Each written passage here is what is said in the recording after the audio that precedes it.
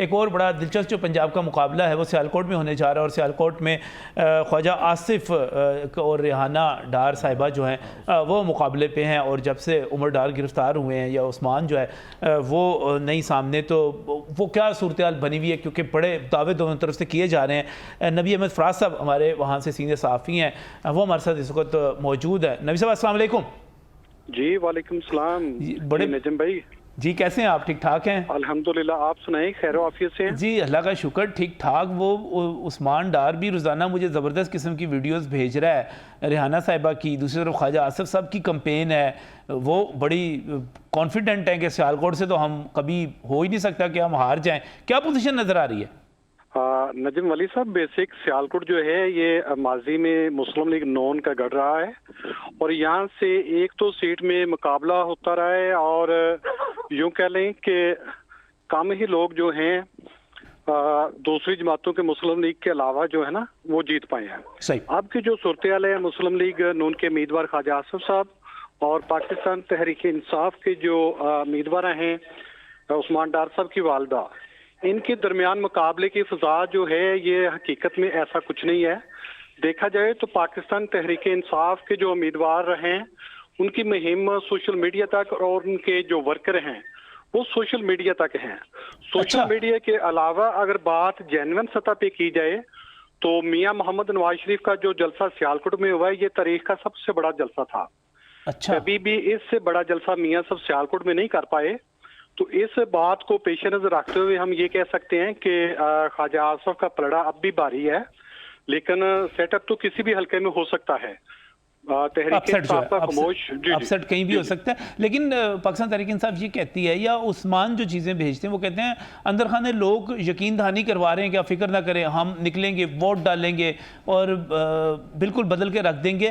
تو کوئی یہ ایسا ہے کہ وہ مظلومیت کا ایک ووٹ کہ اس وقت جی چونکہ بانی پی ٹی آئی مشکل کا شکار ہے، جیل میں ہے، تو غصے میں ورکر آ جائے، کارکن آ جائے پی ٹی آئی کا، اتنا کارکن ہے وہاں پر؟ نجم صاحب، دو تین چیزیں پیش نظر رکھنے والی ہوتی ہیں۔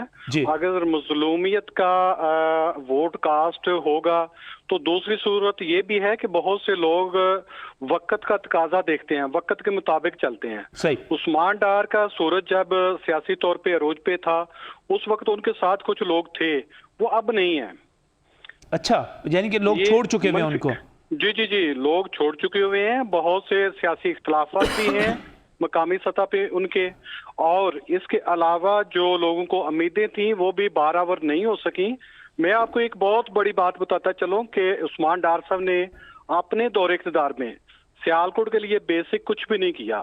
اس کی ایک مثال یہ ہے کہ جو یونیورسٹی میاں شہباز شریف کے دور اقتدار میں بنی تھی جب وہ پنجاب کے سی ایم تھے، تو اس وقت سے اب تک وہی سلسلہ چلتا آ رہا ہے، اور کوئی بھی ایسا کارنامہ نہیں ہے کہ جس کو کیش کروا سکے عثمان ڈار صاحب یا ان کی فیملی، سوائے اس بات کے کہ ہم پہ جی زیادتیاں کی گئی، ہمیں مقدمات کا سامنا کرنا پڑا۔ تو مقدمات کا سامنا تو نجم ولی صاحب ہر سیاسی جماعت کو کرنا پڑا ہے۔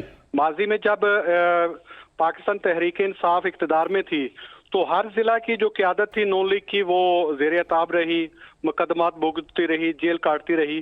یہ تو ایک سیاست میں چلتا آ رہا ہے۔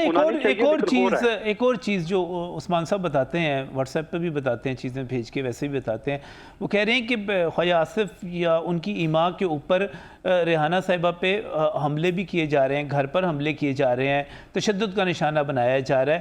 یہ کیا پوزیشن ہے؟ جی حقیقت میں یہ بات ہے کہ سیاسی طور پہ ایسے جب پولیس ریڈ کرتی ہے تو تقریباً خواتین مد مقابل آتی ہیں۔ ہم اس کو دفاع نہیں کرتے، خواتین کا احترام کرنا چاہیے۔ مقامی پولیس جو ہے یہ ان کی طرف سے ہے۔ خواجہ آصف تو اس میں سے واضح طور پہ کہہ چکے ہیں کہ ہم اس کی مذمت کرتے ہیں اور پولیس کو ایسا نہیں کرنا چاہیے۔ وہ ایک والدہ ہیں، ہم ان کا احترام کرتے ہیں۔ صحیح۔ میں آپ کی اگر بات سنوں تو آپ کو ون سائیڈڈ لگ رہا ہے سارے کا سارا کل۔ جی سب یہ جب رزلٹ آئے گا، جی سب اپنا نجم ولی صاحب جب رزلٹ آئے گا نا تو آپ میری بات یہ اپنا ریکارڈ پہ لے لیں، کل تقریباً اسی وقت یا پرسوں ہم دوبارہ رابطے میں آ جائیں گے، اور انشاءاللہ میرا جو تجزیہ ہے یہ آپ کو درست ثابت ہوگا۔